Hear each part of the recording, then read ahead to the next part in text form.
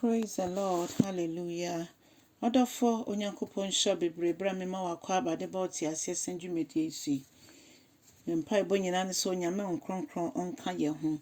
Nyame nkronkron ye da wase bebre woni a wo nyame wo ye de nyinara wo ka ye ho wonu ya ho ode me foforo wakasa tren na wabie ni so ma ye hu se de wo pese yetutu ya namo efa aseda enka wudin kese no enenso so wo ma ye hye ni onyam ne yeke nyina ne se Erade ye kron wo kwan sonko bi so ne yeke nyina ne se Erade ye do kese ye ene omeni ye mawo ye bom pa ye se enenso so a ye besua wasem Erade bie enti ase niwa na yentimi ente wasem ase ye emfa hye wudin kronkron ne onyam ewo Jesus Christ di mu ne abom pa ye hallelujah. Odofo me ma wakwa ababiom ede ba oti ase senjumedi yi so ye befa ya kenkansam efi Kwadwom etimiensa se de brofo be kase lamentation etimiensa nchichemu eduenu mienu dekosi eduenu ennum Lamentations 3:22 to 25. Adofo menti radiasem na ose Onyankopon ne do no ene ne Nokwaredie no ensada eni ewieye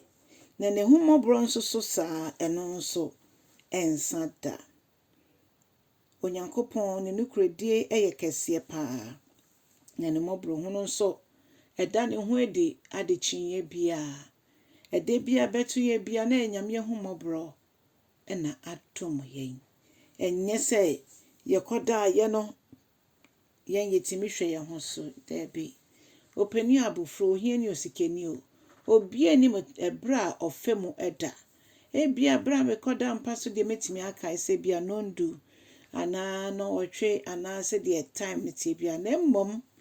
time a enafa me de minti menchre saa na menim se won so wo de tie eno nti Onyankopon na mobro hu do so nti a oma adepa echiye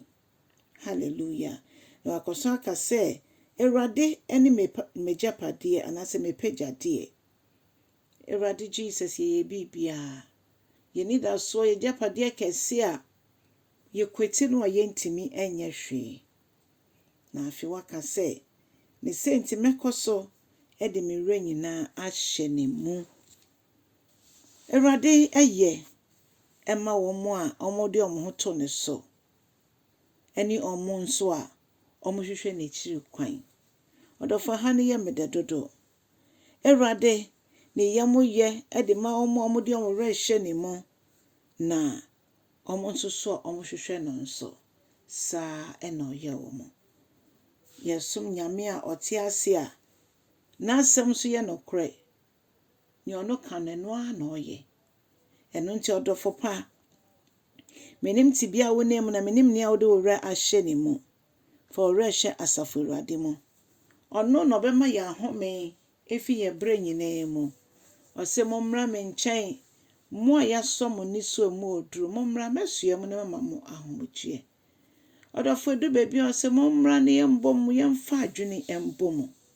Onyankopon pese nka de nyinara 24/7 na yetenanim na yetie nasem na yetie na kwantre ye kan sa na nyese bia wugya wadwuma nyina na de bia wote Bible ho nemom ne wasua efi anopai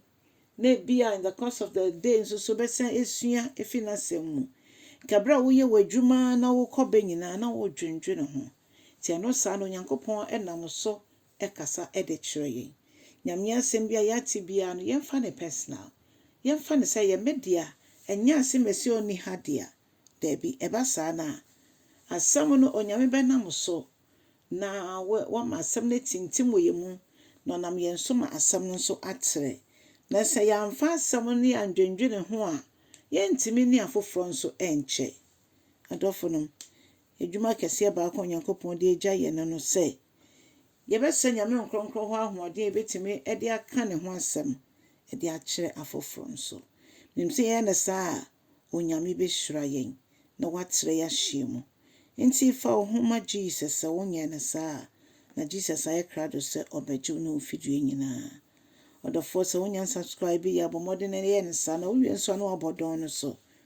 wo subscribe da dan so na me kenyina se nya me nhyira se wo ka dwumedie homa ye de pem koyenim na wo de ma afoforo nso ebi eno ye dwumedie kese pa ihia